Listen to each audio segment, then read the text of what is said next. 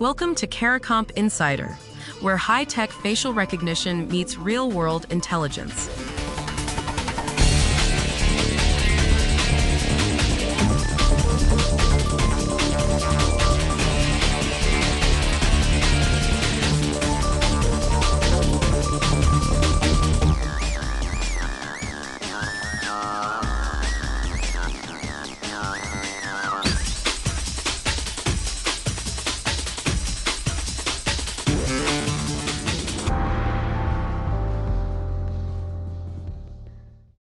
According to the FBI's latest cybercrime report, deepfake fraud now accounts for at least $893 million in losses.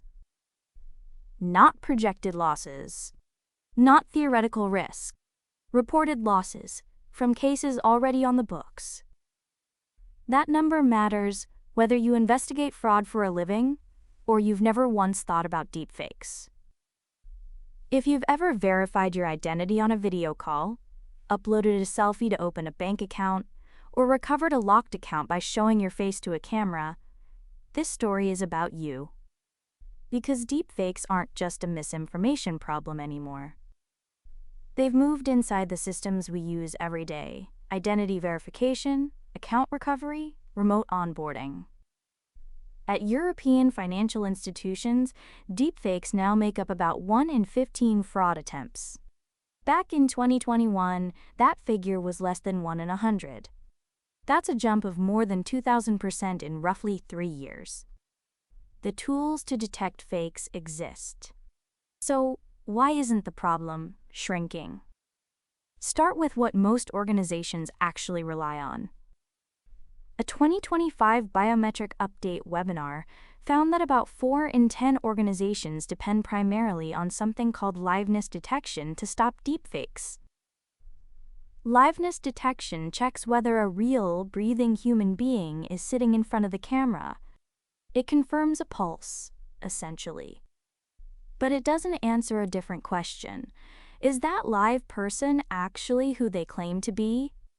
Those are two separate problems, and they need two separate tools. The gap between those questions is exactly where attackers have moved. They use what's called an injection attack. Instead of holding a fake photo up to a camera, the old trick, they intercept the video stream itself before it ever reaches the verification system. The system sees a live feed. It passes the liveness check. But the face on that feed belongs to someone else entirely, or to no one at all. For anyone who's ever been asked to blink or turn their head during an identity check, that's the process being defeated. You did everything right. The system still got fooled. Meanwhile, human reviewers aren't filling the gap either. Even trained experts, people whose job is spotting fakes in video and audio, now struggle to reliably identify AI-generated artifacts. The fakes have gotten that good. So manual review broke before automation caught up. And catching up isn't just about building a better detector. Detection tools that perform well in a lab often degrade in real-world conditions. Different lighting, compression artifacts from a video call, low-resolution webcams. A tool's accuracy score on a test bench doesn't predict how fast or how reliably it works when a fraud analyst has seconds to make a call. For investigators and fraud teams, the question has flipped. It's no longer, can we tell if this is fake? It's, can we answer that in 3 seconds before the transaction clears? Time isn't just a variable in these cases. Time is the attack surface. That speed problem is why the industry is pushing towards something called API-first deployment. In plain terms, that means building detection directly into the platforms where impersonation actually happens. Zoom, Teams, contact centers, onboarding portals, case management systems. Not as a separate step someone runs after the fact. As part of the workflow itself, checking submissions the moment they arrive. If you've ever had to wait days for a fraud review on a flagged transaction, that delay is what attackers are counting on. There's a compliance dimension now, too. NIST published Special Publication 806-34 in July 2025, updating its digital identity guidelines. The new standard formalizes requirements around remote identity proofing and, critically, documentation. That means organizations don't just need to detect a fake. They need to explain how they detected it in a way that holds up to audit. Explainability isn't a nice-to-have anymore. It's a compliance obligation.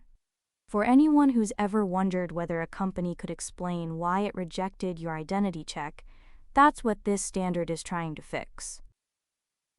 Some security teams argue you don't need a dedicated deepfake detector at all, that stacking liveness checks with document verification and behavioral analysis should be enough.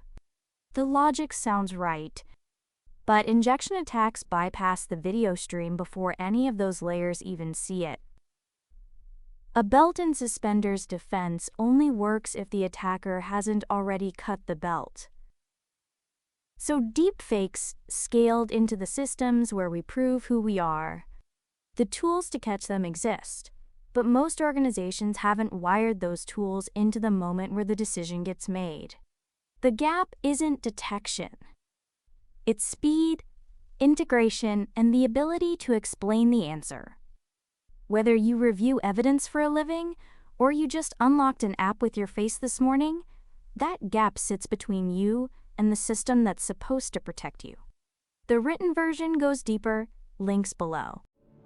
Now you know something most people in this industry don't. Use it. And when you're ready to put it to work, caracomp.com. We'll see you tomorrow.